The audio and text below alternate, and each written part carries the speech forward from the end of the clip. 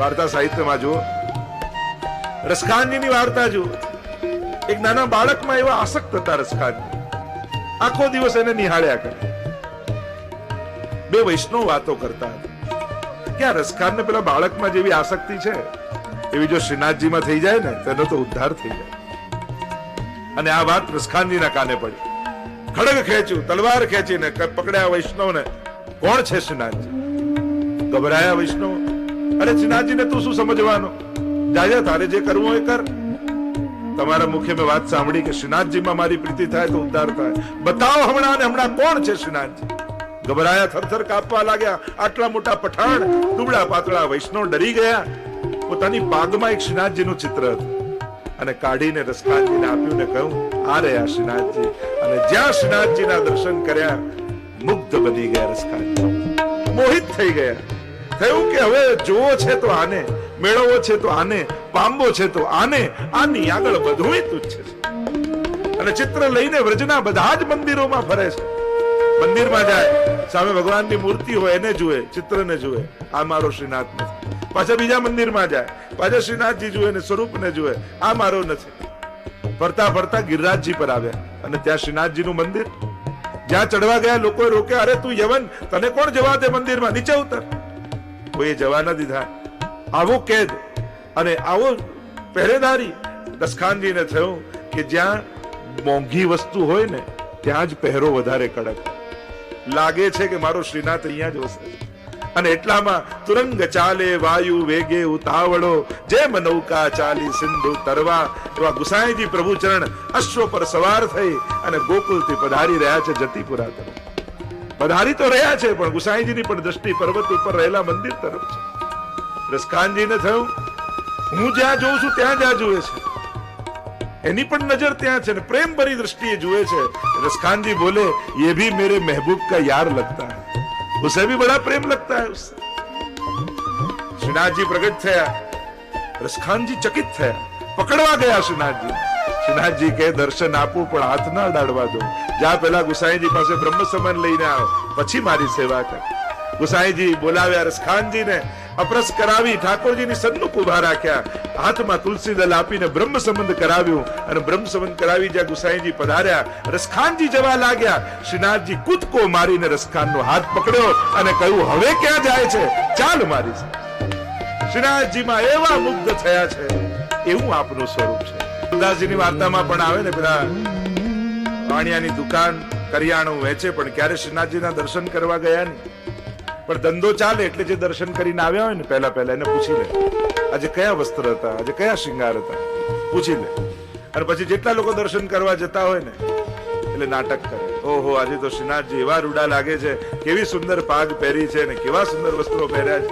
અને બધા જનારાને એમ થાય કે આ બહુ વૈષ્ણવ લાગે છે, એટલે હવે તો બધી ખરીદી આની દુકાનમાંથી જ કરવાની. આમ કરીને છેતરે. સુરદાસજી જાણી ગયા કે આ છેતરે છે, પણ શ્રીનાથજીનું નામ લે છે ને તો શ્રીનાથજી કૃપા જરૂર કરશે. કારણ કે કોઈ પણ ભક્ત દ્રોહે ભક્ત્યા ભાવે ભક્તિશ્ચાતિ ક્રમે કૃતે અશક્ય વા સુશક્ય વા સર્વથા શરણમ હરિ. કોઈ પણ રીતે ભાઈ કુભાઈ અનખ આલસુ, કોઈ પણ રીતે પ્રભુનું નામ ક્યારે નકામું નથી જતું. અને જ્યારે એમ થયું કે લાવ આને વાત કરું, સુરદાસજી આવ્યા અને કહ્યું કે જો મને ખબર છે કે તે ક્યારે દર્શન કર્યા નથી અને હવે મારી જોડે તું દર્શન કરવા નહીં આવે તો આખા ગામને કહી દઈશ, તારા નામના કીર્તનો બનાવીને ગાઈશ કે તું બધાને છેતરે છે. તો કે ના ના સુરદાસજી, આ તો મંગળાનો સમય છે, એમ કરો શૃંગારમાં આવો એટલે આપણે બંને ભેગા જઈએ. સુરદાસજી શૃંગારના ટાઈમે પહોંચી ગયા. ચાલો, અરે હમણાં તો ધંધાનો ટાઈમ છે, હમણાં બધા ગ્રાહકો આવતા છે, એમ કહો રાજભોગમાં આવું, તમારી સાથે આવું જ.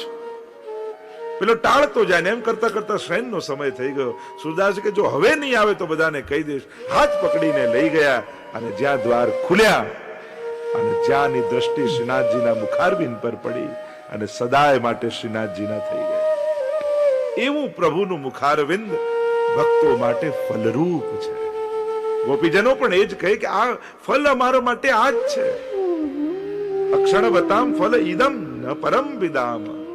આનાથી વિશેષ બીજું શું હોઈ શકે એમ કહી અને આગળ 21, 22 અને 23માં શ્લોકમાં શ્રી હરિરાય મહાપ્રભુજી ભગવદીઓના લક્ષણ સમજાવે છે.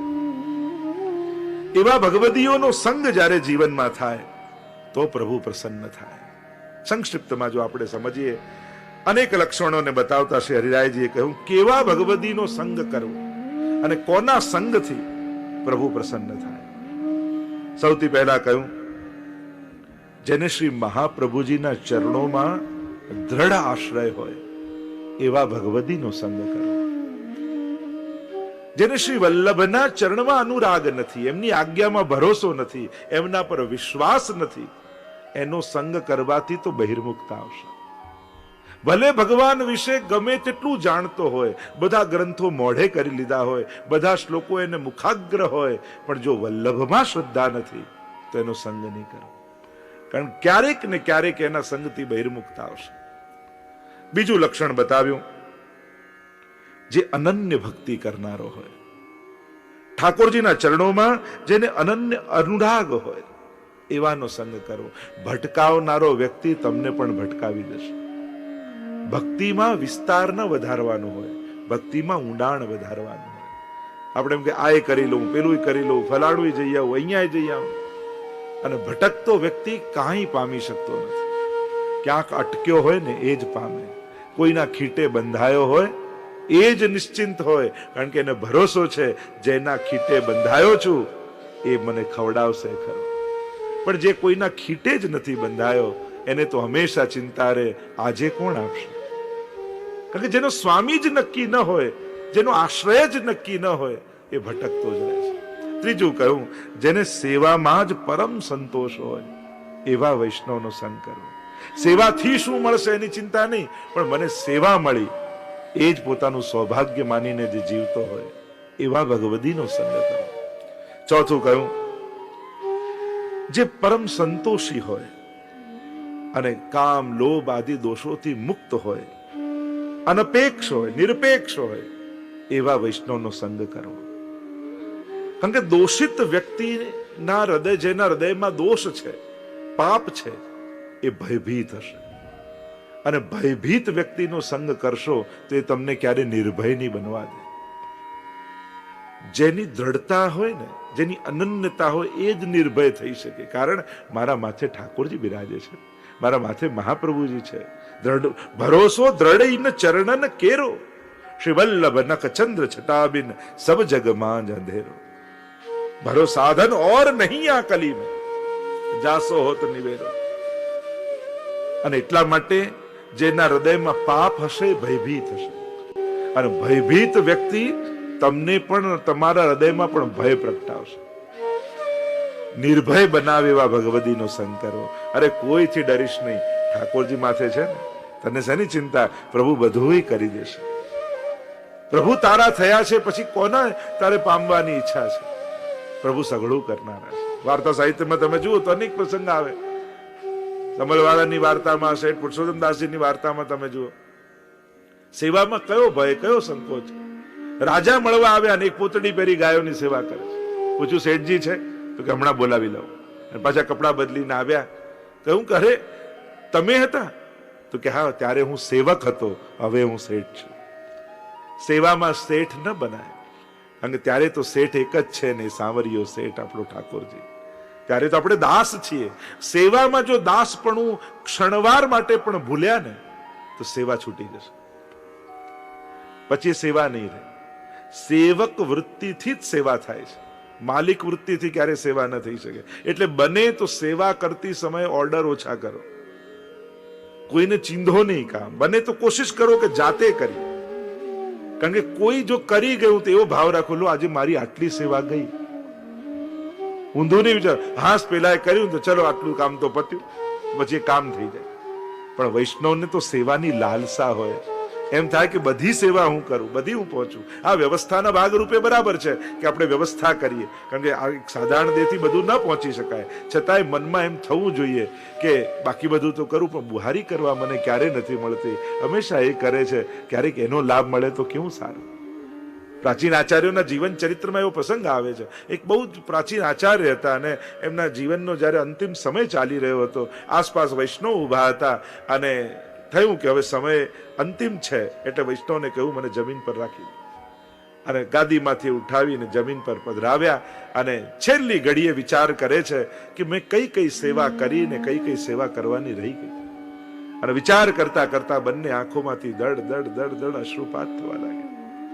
વૈષ્ણવ પૂછે, જયરાજ આપનું આખું જીવન ભગવત ચિંતનમાં અને સેવામાં ગયું, તો અંતિમ સમયમાં આંખમાં આંસુ કેમ? ત્યારે મહારાજશ્રીએ કહ્યું કે જો સેવા તો ઘણી કરી, પણ અમારે ત્યાં ઘણા મુખિયાજી, ભીતરિયાજી બધા હતા, જલગરિયાજી, તો સેવા બધી કરી, પણ બધા ચાકર હોવાને કારણે ઠાકોરજીની માથનીમાંથી ઝારી તો ઘણી વાર ભરી, પણ કુવામાંથી જળ કાઢીને માટલી ભરવાની સેવા ક્યારેય ન મળી. પ્રભુને એટલા જ અંત સમયમાં કહું છું કે કોઈ વૈષ્ણવના ઘરમાં જન્મ આપજો તો આવી નાની સેવાથી પણ અમે વંચિત ન રહી. આ સેવાનો ભાવ, આ ઉત્કટતા, આ તત્પરતા, અને આવો કોઈ ભગવદી મળે એના સંગ કરો તો પ્રભુ પ્રસન્ન થાય. આગળ પાંચમું કહ્યું, પ્રભુના ચરણારવિંદ સિવાય જેને અન્યત્ર ક્યાંય આસક્તિ ન હોય એવા ભગવદીનો સંગ કરો. કારણ કે અન્ય આસક્તિ વાળો વ્યક્તિ તમને સ્થિર નહીં થવા દે, કારણ કે એની આસક્તિ બધે છે, એટલે ઠાકોરજીને છોડીને જવાની એની વૃત્તિ મનમાં રહેલી છે. એક વસ્તુ યાદ રાખજો, મધમાખી બનજો પણ માખી ન બનતા. માખી હોય ને કચરામાં બેસે, મીઠાઈમાં બેસે, પણ મધમાખી તો કેવલ ફૂલોમાં બેસીને એનો રસ. એમ તમને તો મધમાખી બનાવીને મોકલ્યા છે, ઠાકોરજીના ચરણારવિંદ સિવાય બીજે રસ વૈષ્ણવને ક્યાં આવવાનો? અને એટલા માટે પ્રીત બંધી શ્રી વલ્લભ પદસો ઓર ન મન મેં આવે હો. વૈષ્ણવ તો એમ કહે કે અમારી પ્રીત એવી મહાપ્રભુ સાથે બંધાઈ છે, અમારા મનમાં બીજાનો વિચાર સુદ્ધા નથી આવતો. છઠ્ઠું કહ્યું, જે પ્રાણી માત્રમાં દયા ભાવ, હિતની ભાવના જેના મનમાં હોય એવા વૈષ્ણવનો સંગ કરવો. કોઈ સેવામાં ચતુર હોય, સત્સંગમાં ચતુર હોય, પણ હૃદયમાં દયા ભાવ જ ન હોય તો જીવ માત્ર પર. તો ઘણી વાર લોકો કે તમે સેવા કરો, આ કરો, સમાજ સેવાનું બહુ નથી કહેતા. એક વસ્તુ યાદ રાખો, સેવાની ભાવના સુધી પહોંચતા પહેલા એનું દિલ જો દ્રવેલું નહીં હોય તો એ ત્યાં સુધી પહોંચી જ નથી શકવાનું. આ તો બધું રસ્તામાં જ આવી જાય છે. તમે ઠાકોરજીની સેવા સુધી પહોંચો ને તો આ બધું તો રસ્તામાં, સમાજ સેવા, જન સેવા, પ્રાણી સેવા, પર્યાવરણ સેવા, આ બધી ભાવનાઓ તો સ્વાભાવિક રૂપે માણસના હૃદયમાં પ્રગટે જ છે, અને ત્યાર પછી સેવાની ભાવના પ્રગટે છે. અને એટલા માટે જે સદા બધા માટે હિત કરનારો, વિચારનારો હોય, દયા ભાવ ને કરુણા રાખનારો હોય એવો વૈષ્ણવ હોય. વાર્તા સાહિત્યમાં તમે ગુસાઈજીનું ચરિત્ર જુઓ ને, પેલી શાકવાળી બાઈ તરસી મરતી હતી અને શ્રીનાથજીની સોનાની જારીજી એને પીવડાવી દીધી. કોઈ કહ્યું, જયરાજ આ જારીજી છોવાઈ જશે, આ તો શ્રીનાથજીની છે. ગુસાઈજી કહે, અત્યારે શ્રીનાથજી મને આની અંદર દેખાય છે, જારી તો બીજી આવશે, પણ આના પ્રાણ જશે તો થોડી પાછા આવશે. આ ભાવના, આ સંસ્કાર મહાપ્રભુજી આપણને આપ્યા છે. અને એટલા માટે બેઠકજીમાં જઈને ઝારી ભરો, વાત સાચી, પણ બેઠકજીની બહાર કોઈ ગરીબ બેઠો હોય ને તો એને થોડું જમાડીને અંદર જશો ને તો મહાપ્રભુજી વધારે રાજી થશે. હવેલીમાં જઈને તમે લેવો, લીલો મેવો, સૂકો મેવો બધું ધરો, બરાબર, સાચી વાત છે, પણ હવેલીની બહાર કોઈ ગરીબ બેઠું હોય, કોઈ વૈષ્ણવ દુખી હોય, કોઈ સાધારણ વ્યક્તિ તકલીફમાં હોય, એને સાથ આપશો ને તો અંદર શ્રીનાથજી બાબા તમારી સામગ્રી વધારે પ્રેમથી આરોગશે. આ ભાવ, આ સંસ્કાર આપણને હરિરાય મહાપ્રભુજી આપી રહ્યા છે. આગળ કહ્યું, જેની અંદર ઈર્ષા ન હોય, દ્વેષ ન હોય, અને પ્રભુ સેવા અને કથામાં જેના હૃદયમાં સદાય આદર હોય, સ્નેહ હોય, અને એવા ભગવદીનો સંગ ફળરૂપ થાય છે. જેની અંદર દ્વેષ ન હોય, ઈર્ષા ન. ઈર્ષા, બીજાનું સુખ ન જોઈ શકવું, એ આજના સમયનો સૌથી મોટો રોગ છે. દુખી પર દયા કરશે, પણ સુખી દેખાતા જ ઈર્ષા શરૂ થઈ જશે. એમ થાય કે ક્યારે આનું પતન થાય, એવો વિચાર આવવા લાગશે. વૈષ્ણવ એ છે, સુખીને જોઈને હૃદયમાંથી આશીર્વાદ નીકળવા જોઈએ. પ્રભુ તને હજી ખૂબ સુખી કરે. સુખીને જોઈને પ્રસન્ન થતા નહીં શીખો ને તો તમે ક્યારે સુખી નહીં થઈ શકો. કારણ કે તમે સુખ સાથે ઈર્ષા કરી, સુખ સાથે વેર બાંધ્યું, અને સુખ સાથે વેર બાંધ્યું તો સુખને એમ થાય તારો ને મારો તો વેર છે, તો તું દુખી જ રહે. સુખની સાથે જે વેર બાંધી લે તો સુખ એના ઘરે કઈ રીતે આવે? અને એટલા માટે ક્યારે પણ એવો ભાવ, દુર્ભાવ નહીં લાવ, કોઈના માટે નહીં લાવ. કોઈને પ્રેમ બધાને કરી શકવા એ કદાચ આપણા માટે સંભવ ન હોય, પણ બધા ઉપર દયા તો રાખી શકાય ને. એટલે જેના માટે તમને પ્રેમ ન જાગતો હોય ને એના પર દયા રાખો. આ વિચારો છે, પોતાના સ્વભાવથી દુઃખી છે, પોતાના કર્મોથી દુઃખી છે, પોતાના વિચારોથી દુઃખી છે, પોતાના આચરણથી દુઃખી છે. આ દયાને પાત્ર છે, ક્લેશને પાત્ર ને ઝઘડાને પાત્ર નથી. એટલે જેને પ્રેમ ન કરી શકો એના પર દયા ભાવ રાખો, કરુણા ભાવ રાખો, એને ક્ષમા કરો, એને માફ કરતા શીખો. તો આવો જે ભાવ વાળો હોય અને જેને સેવા અને કથામાં પરમ અનુરાગ હોય, સેવા યાંબા કથા યાંબા યશ્યા શક્તિ દ્રઢા ભવે, એમ મહાપ્રભુજીએ કહ્યું, સેવા અને કથા બંનેમાં જેને અનુરાગ હોય એવા ભગવદીનો સંગ કરશો તો ઠાકોરજી તમારા પર અતિ પ્રસન્ન થશે. અને એટલા માટે પુષ્ટિ ભક્તિમાં, ભક્તિ માર્ગમાં સંગ બહુ જ મહત્વનો છે. અને જેવો સંગ લેશો એવો તમારા ભાવનો ઘાટ થઈ જશે. અને એટલા માટે સંગ છે ને બીબુ છે અને ભાવ રસ છે તમારો, અને જે બીબામાં રસ નાખશો એવો ઘાટનો થઈ જશે. અને એટલા માટે એવા ભગવદીનો આયે મેરે નંદ નંદન કે પ્યારે, મારા હરિરાયજી તો જો કહ્યું, હો વારીન વલ્લભીયન પર અપને તન કો કરું બિછોના, શીશ ધરું ઇનકે ચરનંત. ભગવદીઓના ચરણોમાં લોટવા તૈયાર છે. સ્વયં હરિરાયજી તો આંખમાંથી આંસુ સારા છે અને કહે છે, મિલે કબ શ્રી વલ્લભ કે પ્યારે. આવા ભગવદીઓ મને ક્યારે મળે? હરિરાયજી શિક્ષાપત્રમાં અનેક જગ્યાએ શ્લોકો લખે છે આગળ કે હું આટલી દૂર જેસલમેરમાં બેઠો છું, અહીંયા મને કોઈ વૈષ્ણવનો સંગ નથી, તો આવા ભગવદીનો સંગ મને ક્યારે થાય? વલ્લભના ચરણોમાં અને વલ્લભીઓના ચરણોમાં એનાથી પણ અધિક જેને અનુરાગ છે. વૈષ્ણવ આવે વારને હસી હસી નાવે શીશ, ઉનકે મન કી વો જાને મેરે મન જગદીશ. હરિરાયજી તો વલ્લભ સાખીમાં કહ્યું કે વૈષ્ણવ જ્યારે દ્વાર પર આવે એ કોઈ પણ ભાવે આવ્યો હોય, આપણે તો એ જ ભાવ રાખો કે આપણા ઘરે ઠાકોરજી પધારે. દીજે ચાર રતન આસન જલ વાણી મધુર યથાશક્તિ સોવન. એવો અહોભાવ અનેક અનેક વાર્તા સાહિત્યમાં તમે જુઓ કે કેટલા પ્રસંગો ભગવદીઓના સંગ ના મળે છે. દક્ષિણમાં 252 ની વાર્તા આવે છે. દક્ષિણના રાજા હતા અને ગુસાઈજીના સેવક હતા. એને વૈષ્ણવમાં એટલી પ્રીતિ કે કોઈ પણ વૈષ્ણવ એના દરબારમાં આવે એટલે પોતે સિંહાસન પરથી ઉભો થઈ જાય ને વૈષ્ણવને સિંહાસન પર બેસાડી દે અને બેસાડીને એના ચરણ પખારે ને એ જલનું પાન કરે. એટલે એના જેટલા સ્વજનો હતા એ બધા લૌકિક બુદ્ધિ વાળા. એમને એમ થાય કે આ આટલો મોટો ચક્રવર્તી રાજા અને સાધારણ કોઈ પણ કંઠીધારી આવી જાય એટલે એને સિંહાસનમાં બેસાડી દેવા. આવો કેવો ભાવ! અને પેલા રાજાને એવો ભાવ કે જેના ગળામાં કંઠી મારો ઠાકોરજી છે. પરીક્ષા કરી સ્વજનો, એક ગર્ધબને લઈને આવ્યા, એના ગળામાં કંઠી પહેરાવીને એને દરબારમાં છોડી દીધો. અને આ રાજાનો નિયમ, જેના ગળામાં કંઠી હોય એ મારો ઠાકોરજી છે. લૌકિક બુદ્ધિ રાજાની નથી, એને તો જીવ માત્રમાં ઈશ્વર દેખાય છે. એને થયું કે આ ગર્ધબમાં મારો પરમાત્મા તો બિરાજે જ છે. અને ગર્ધબને સિંહાસન પર પધરાવીને પોતે નીચે બેસી એના ચરણ પખારવા લાગ્યો ત્યારે ગર્ધબની ભીતરની આત્મામાંથી પરમાત્મા પ્રગટ થઈ ગયા અને કહ્યું કે માંગે તે આપું. આજે તારા પર ઉમા જોઈને પણ તને અભાવ ના આવ્યો, તારો ભાવ સ્થિત રહ્યો.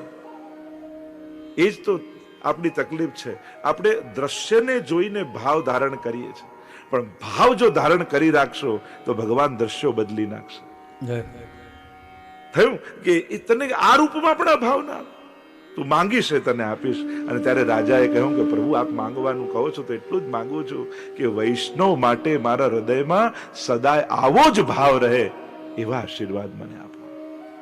વિચાર કરો, વૈષ્ણવ માટેની પ્રીતિ કેટલા પદોમાં, કીર્તનોમાં, આપણા વાર્તા સાહિત્યમાં. મહાપ્રભુજી પણ ત્યાં સુધી કહ્યું કદાચ પ્રભુનો અપરાધ થઈ જાય તો વાંધો નહીં, કદાચ ગુરુનો અપરાધ થાય તો વાંધો નહીં, પણ વૈષ્ણવનો અપરાધ ન થાય એની સાવધાની રાખજો. વૈષ્ણવનો અપરાધ થયો તો ગુરુ અને પ્રભુ બંને નારાજ થઈ જશે. અહમ ભક્ત પરાધીનું, આપણે ત્યાં દુર્વાસા મુનિની કથા આવે છે, અમરીશ રાજાની. ભક્તનો અપરાધ કર્યો, સુદર્શન એની પાછળ દોડ્યા અને બચાવવા ગયા, ભગવાન પાસે ગયા કે બહુ મારી રક્ષા કરો. કહ્યું કે જેનો અપરાધ કર્યો છે ને એની ક્ષમા માંગો. અહમ ભક્ત પરાધીનો, હું પણ ભક્તને આધીન છું એમ પરમાત્મા કહે છે. આમ વૈષ્ણવના સંગથી બધું જ સિદ્ધ થાય છે. જો ભગવદીનો સંગ જીવનમાં રહ્યો ને તો એ સંગ, કહ્યું ભગવદીનો સંગ તો કાચા રંગના કપડા જેવો છે. કાચા રંગનું કપડું હોય અને બીજું કપડું અડાડો તો એના પર રંગ ચડી જાય, પણ જેના પર ચડ્યું હોય ત્યાં પાકું થઈ જાય. અહીંયા ભલે કાચું હોય, ભગવદીનો સંગ પણ એવો જ છે જેને સ્પર્શે એના પર પાકો રંગ ચડી જાય. આમ વૈષ્ણવના સંગની વાત કરી.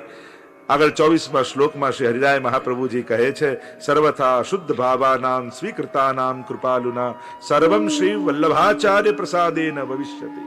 મહાપ્રભુજીની કૃપાથી જ આ માર્ગમાં બધું જ સિદ્ધ થશે. એ શુદ્ધ ભાવ હોય, દીનતા હોય, વિરહ હોય, જે કાંઈ પણ સાધનો પુષ્ટિ ભક્તિના છે એને પ્રાપ્ત કરવાનું એકમાત્ર સાધન શ્રી મહાપ્રભુજીની કૃપા છે. અને એટલા માટે શ્રી વલ્લભના ચરણોમાં જેને અનુરાગ છે એને વલ્લભની કૃપાથી સર્વ સિદ્ધ થાય છે. કલિયુગ में सब धर्म के द्वारे रोके आए, श्री वल्लभ खिड़की प्रेम की निकस जाए सो जाए, और कछु जान्यो नहीं बिना श्री वल्लभ एक, कर गही छाड़े नहीं जिनकी ऐसी टेक. એવા શ્રી મહાપ્રભુજી. બાકી બધા જ દ્વાર જ્યારે બંધ થઈ ચુક્યા છે કલયુગમાં, ત્યારે મહાપ્રભુજીના નામની એક બારી ખુલ્લી છે. એમાંથી જો નીકળી ગયા તો પાર ઉતરી જશે. કારણ કે આ મહાપ્રભુ એ પ્રભુ કરતા પણ અધિક મહાપ્રભુ છે. કારણ કે એ જ્યારે એકવાર હાથ પકડે છે તો ક્યારે છોડતા નથી. જિનકી એસી ટેક, એવા પ્રણ લઈને મહાપ્રભુજી ભૂતલ પર પધાર્યા છે. અને ઠાકોરજી પણ પ્રણ આપ્યું છે કે આપ જેનો એકવાર સમર્પણ કરાવશો એનો ક્યારે ત્યાગ નહીં કરો. તો શ્રી મહાપ્રભુજીની કૃપાથી, એમના ચરણોના અનુરાગ અને નિષ્ઠાથી, એટલે તો સુરદાસજીએ કહ્યું, જ્યારે પદ પૂછ્યું ચતુર્બુદ્ધદાસજી કે સુરદાસ 1.25 લાખ પદ તમે રચ્યા, મહાપ્રભુજીનું એકે ન રચ્યું. સુરદાસજીને કહા, ન્યારો દેખતો તો નારો ગાતો. જુદા જોયા હોત તો જુદા લખ્યા હોત. મેં તો બંનેને એક કરીને જાણ્યા છે. છતાંય જો આ પદ ગાશો તો મારા 1.25 લાખ પદોનું ફળ તમને મળશે. અને ત્યારે ગાયું, દ્રઢ ઇન ચરણન કેરો ભરોસો, શ્રી વલ્લભ નખ ચંદ્ર છટાબિન સબ જગમાં જ અંધેરો. અને 1.25 લાખ પદોના ફળરૂપ ઠાકોરજીના 1.25 લાખ પદ બરાબર મહાપ્રભુજીનું આ એક પદ છે. એટલે જ શ્રીજી પ્રભુ છે, શ્રી વલ્લભ મહાપ્રભુ છે.